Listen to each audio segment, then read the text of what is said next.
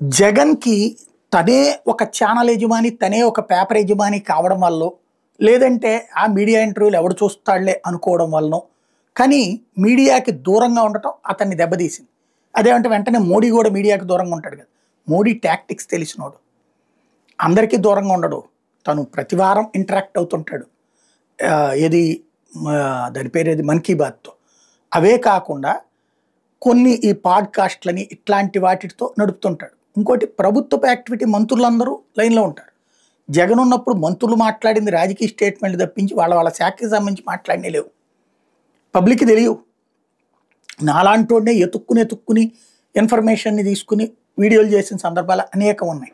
At the same time మీడియాకి ఇంటర్వ్యూలు 5 ఏళ్లలో ఇచ్చాడంటే స్టార్టింగ్ అప్పుడు ఎలక్షన్స్ అప్పుడు, మళ్ళీ ఎండింగ్ అప్పుడు అందరికీ కూడా కాదు. అదే చంద్రబాబు గారు చూడండి, ఏడాది పాలనే అయ్యింది. ఏడాది పాలనకి ఈనాడుకి ఓ ఫుల్ పేజీ ఇంటర్వ్యూ, అడ్వర్టైజ్మెంట్ కాదు ఇంటర్వ్యూ. అట్లాగే ఆంధ్రజ్యోతికి ఓ ఫుల్ పేజీ ఇంటర్వ్యూ.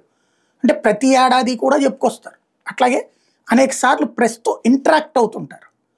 ప్రెస్తో ఇంటరాక్ట్ అయినప్పుడు ఒకటి ఫీడ్బ్యాక్ వస్తుంది, రెండవది మన అభిప్రాయాలు ప్రజలకి చేరువ చేయడానికి ఉపయోగపడుతుంది.